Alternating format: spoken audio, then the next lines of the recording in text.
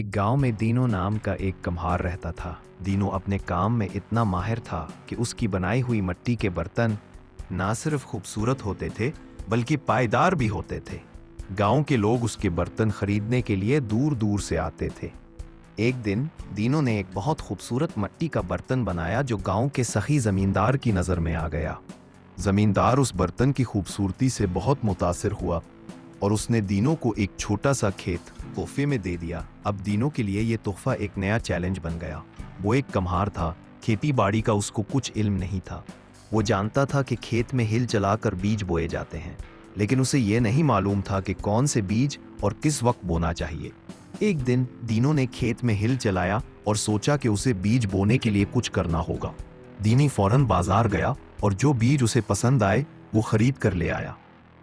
सारे बीज अपने खेत में फैला दिए, लेकिन वो बीज फूलों के थे, सब्जियों या फलों के नहीं। कुछ ही दिनों में दीनो के खेत में रंग बिरंगे फूल खिलने लगे। हर तरफ हर रंग और खुशबू के फूल ही फूल नजर आने लगे।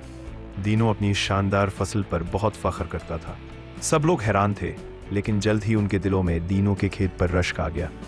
दीनो का खेत गांव में मशहूर हो गया। गांव के करीब एक जंगल था और इसके पार बुलंद पहाड़ियां थीं। उन पहाड़ियों में एक गार था जहां एक बूढ़ा देव रहता था।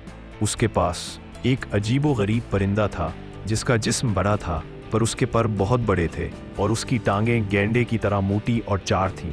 इस परिंदे की सूंड हाथी की तरह लंबी थी और उसकी दम ऊंट की दम की तरह छोटी थी। एक दिन वो परिंदा उड़ता हुआ दीनो के खेत की तरफ आया।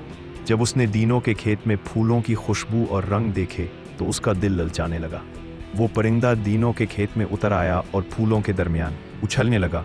दीनो जो खेत के करीब ही था फौरन दौड़ता हुआ आया। वो परिंदा इतना बड़ा था कि दीनो एक नज़र में उसे नहीं देख सका। फूलों के बड़े पौधों की वजह से वो उसे सही तरह से देख ना सका। दीनो ने परिंदे की मोटी टांगें देखीं और सोचा कि गैंडे खेत में आ गए हैं। फिर जब उसने परिंदे की सूंड को हरकत करते देखा तो उसने समझा कि खेत में बड़े कीड़े आ गए हैं। वो परेशान हो गया कि उन कीड़ों को कैसे मारे। इतने में परिंदे ने अपने बड़े बड़े पर फड़फड़ाए जिससे तेज हवा चलने लगी और दीनो उड़कर दूर जा गिरा। वो बेहोश हो गया। जब दीनो को होश आया तो परिंदा जा चुका था। दीनो को ये सब कुछ ख्वाब सा महसूस हवा। वो चुपचाप अपने घर वापस आ गया। चंद दिन बाद वो परिंदा दोबारा दीनो के खेत में आया और फूलों को खाने लगा। इस बार दीनो को गुस्सा आ गया और वो परिंदे को मारने के लिए उसकी तरफ दौड़ गया। दीनो की आवाज़ सुनकर परिंदा फौरन वहां से उड़ गया और जब वो उड़ने लगा तो दीनो ने उसकी छोटी सी दम पकड़ ली। परिंदा इतना बड़ा था कि दीनो उसे रोक ना सका, मगर वो उसके साथ लटक कर उड़ने लगा। परिंदा दीनो को अपने साथ लेकर देव के गार तक पहुंचा। देव ने परिंदे से पूछा, ये तुम क्या चीज़ अपने साथ ले आए हो? परिंदा बोला, मैं इस कम्हार के खेत में खुशबूदार फूल खा रहा था, लेकिन ये शोर मचाता रहा। जब मैं उड़ने लगा तो ये मेरी दुम के साथ चमट कर यहाँ आ गया। देव ने दीनो की बेवकूफ़ी पर हंसते हुए कहा और उसे गार के एक कोने में डरा हुआ बैठा देखकर उसे अच्छा खाना दिया। फिर देव ने परिंदे को 2 मटके भरकर सोने की गंदम दी और कहा, जाओ इस आदमी को उसके घर छोड़ आओ। दीनो जब वापस अपने घर पहुंचा तो उसकी बीवी ने पूछा, तुम कहाँ गायब थे? मैंने खेत पर भी देखा, तुम वहां नहीं थे। दीनो ने गंदुम के मटके दिखाए और सारी कहानी सुनाई। उसकी बीवी गंदुम देखकर हैरान हो गई, मगर जब उसने उसे भूनने की कोशिश की तो वो ना भुनी। दीनो ने कहा, चलो उबाल कर खा लेते हैं, मुझे बहुत भूख लग रही है। मगर वो गंदुम उबल कर भी नरम ना हुई। दोनों ने उसे कच्चा खाने की कोशिश की, लेकिन वो बेकार निकली। आखिरकार दीनो ने सारी गंदुम को कचरे में फेंक दिया और दोनों मियाँ बीवी ने अपने चावल उबाल कर खाए और सुकून से सो गए। कुछ दिन बाद एक सुनार के पास एक औरत आई जो अपनी अंगूठी बनवाना चाहती थी। सुनार ने कहा, मेरे पास कोयला नहीं है, तुम दीनो कम्हार से कुछ कोयला ले आओ।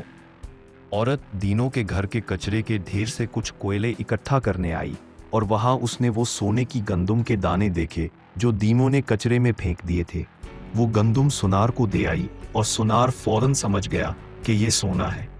सुनार ने इस गंदम को इकट्ठा कर लिया और दीनो को बताया कि ये सोना है।